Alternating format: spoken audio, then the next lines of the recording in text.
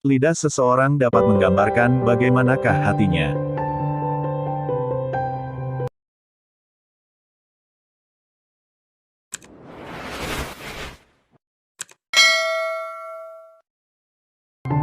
Jangan rusak kebahagiaanmu dengan kekhawatiran, dan jangan rusak pikiranmu dengan pesimisme.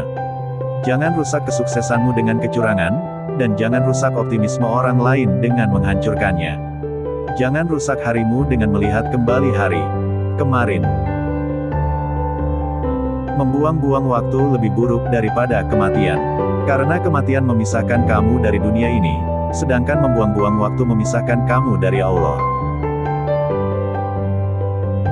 Sepanjang kamu mengerjakan salat, sejatinya kamu sedang mengetuk pintu Allah, dan siapa saja yang mengetuk pintu Allah, maka Allah akan membukakan pintu itu untuknya.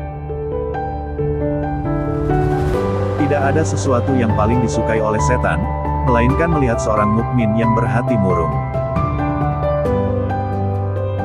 Ketika kamu tidak memiliki pengetahuan, seseorang bisa saja membawakan kotoran kepadamu dan kamu akan mempercayai itu bisa menjadi emas.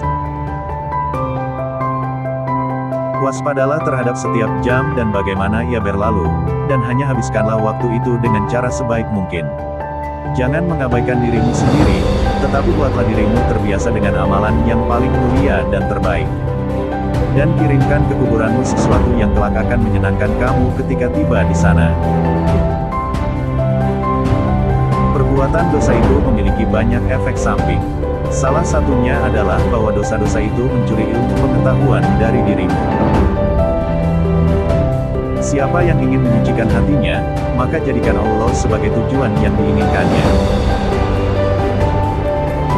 Obat paling bermanfaat adalah kamu menyibukkan diri dengan berpikir tentang apa yang seharusnya menjadi perhatianmu, dan bukan kepada hal-hal yang seharusnya bukan urusanmu.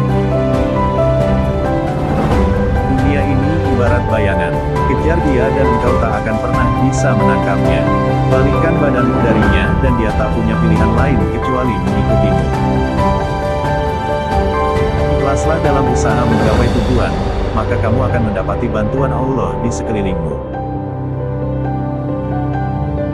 Betapa anehnya, engkau kehilangan sedikit saja dan engkau menangis.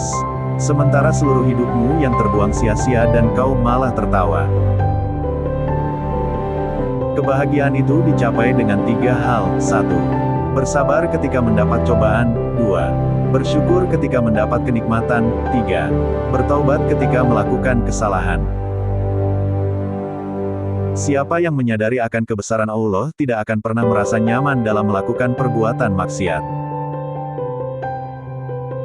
Orang yang benar-benar jujur tidak akan peduli dengan statusnya di mata makhluk. Lelaki sejati adalah ia yang takut pada matinya hati, bukan matinya raga. Semakin kecil suatu dosa dalam pandanganmu, semakin besar dosa itu di sisi Allah. Dan semakin besar suatu dosa dalam pandanganmu, semakin kecil dosa itu di sisi Allah. Tidak ada kegembiraan bagi seorang yang tidak menanggung kesedihan, tidak ada kenikmatan bagi seorang yang tidak memiliki kesabaran, tidak ada kesenangan bagi orang yang tidak mengalami penderitaan. Dan tidak ada istirahat bagi orang yang tidak tahan kelelahan. Sabar adalah ketika hati tidak meratap dan mulut tidak mengeluh.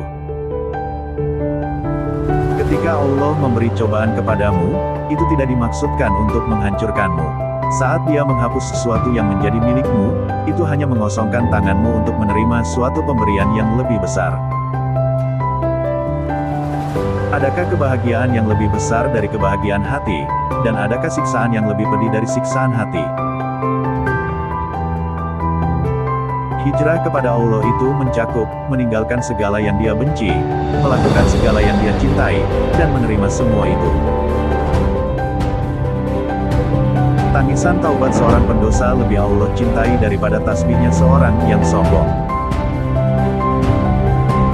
Kunci dari segala kebaikan adalah merindukan akhirat, dan kunci untuk semua kejahatan adalah mencintai dunia dan panjangnya angan-angan. Kunci hidupnya hati terletak pada mentadaburi Al-Quran, tunduk kepada Allah dalam kesendirian, dan meninggalkan perbuatan dosa. Bila Bila seseorang menghabiskan waktunya untuk Allah, maka Allah akan mengurus semua kebutuhannya dan menghapuskan segala kekhawatirannya. Allah akan mengosongkan hatinya supaya hanya dipenuhi dengan kecintaan kepadanya.